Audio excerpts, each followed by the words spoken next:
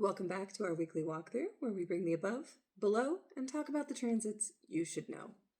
So we are in our week of March 2nd to the 8th. And again, we have a week full of ingresses and big action. And the eclipse.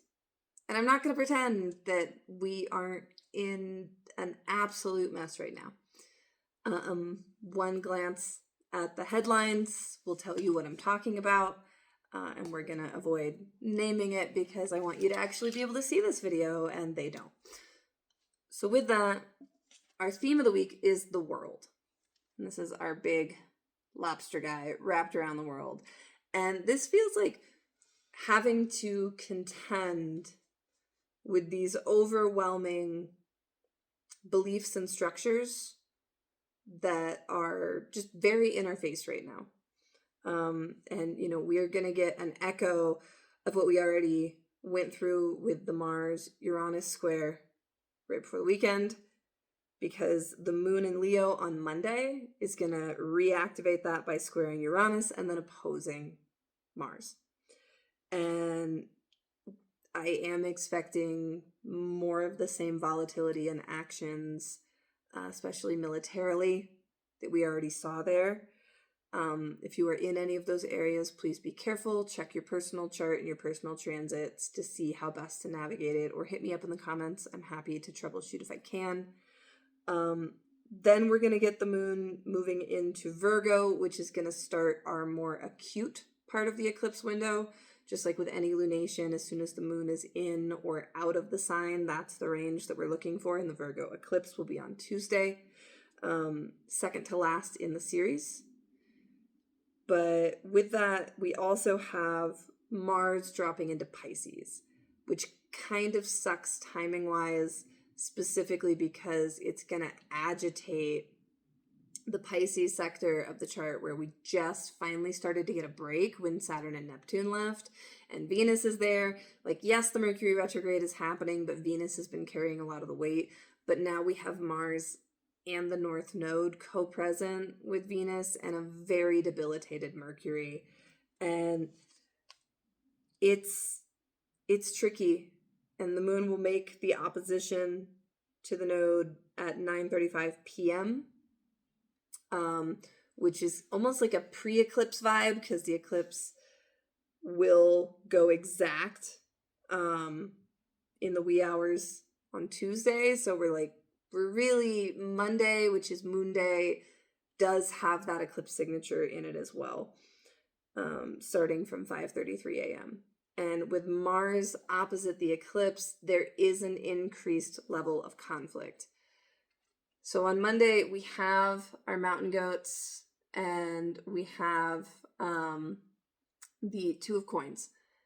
I want you to focus on being the juggler, on doing the balancing act, on finding your footing, getting what you can done, but not as much as you can. Like, what do you actually need to be juggling and weighing right now? What do you really need to be focusing on? Because we have to save our energy. And with that, on Tuesday with the eclipse, we're moving into the Hermit. And I want you with the Hermit, this is kind of duck and cover, but not in a fearful way, in a reflective way. It's like, all right, we're doing this again. We've got our total eclipse. It's a total lunar eclipse, because it's very close to the node, which is at 8 degrees Virgo, south node, and the eclipse takes place at 12 with that big pile up in Pisces. But what I think is also interesting is we have Pallas conjunct the sun for this eclipse. And so that full moon energy feels very strategic from the Pisces sector.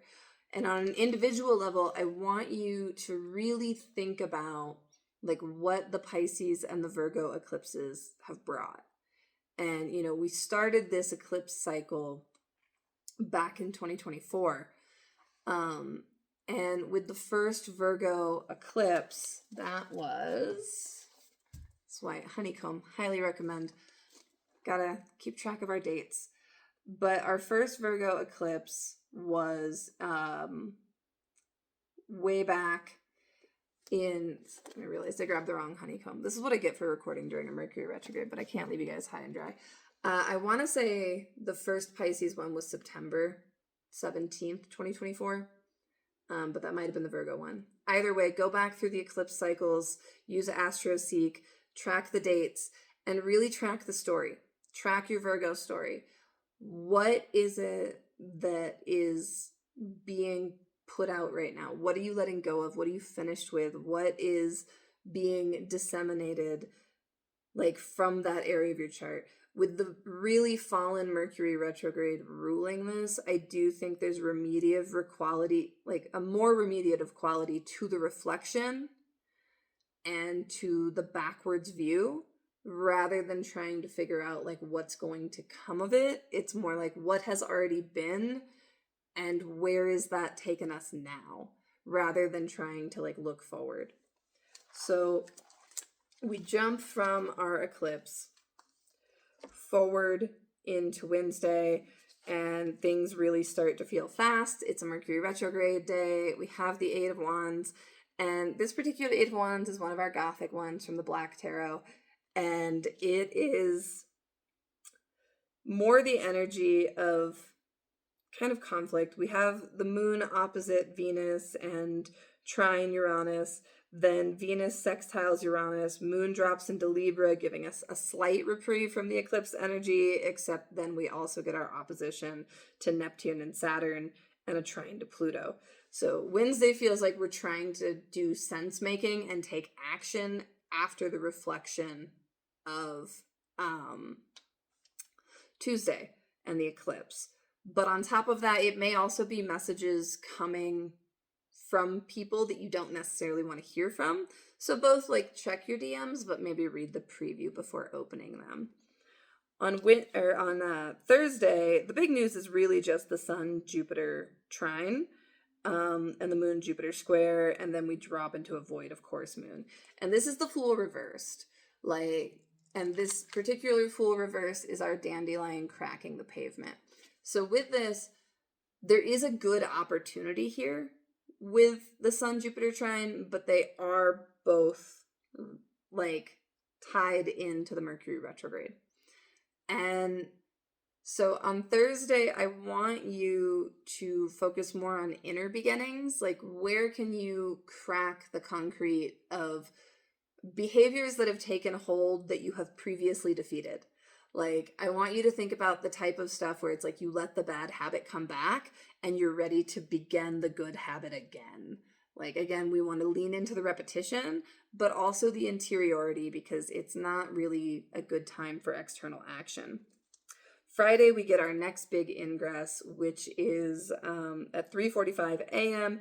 Venus drops into detriment in Aries. And then we get the Libra moon will oppose Chiron before dropping into fall at 9:01 p.m. So this day feels very much like the vulnerability of emotional reflection. Like, okay, we committed to something yesterday to make those behavioral changes. Now with the Eight of Chalices, what does that mean? Where are we going with this? And I really want you to ask those questions, to think about that. Because when we have a detriment Venus, there is a streak of independence, which can be helpful, but we can also step on other people's toes.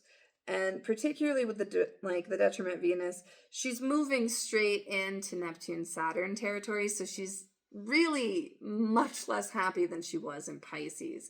And even that end transition at the last degree of Pisces is going to give us the contra antitia to Neptune and, to Saturn. So she's walking through those contra antitias before getting in. And it's not great.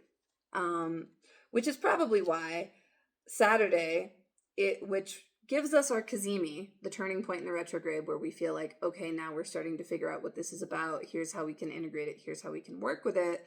We also get Venus conjunct Neptune, can be very excess vibes. The Scorpio moon trine Mars, which again doesn't feel great for military stuff, and then square Pluto. And we have quiet desperation. This feels like an intensification of longing. And unfortunately, I'm out of time, so I'll finish Sunday in the text.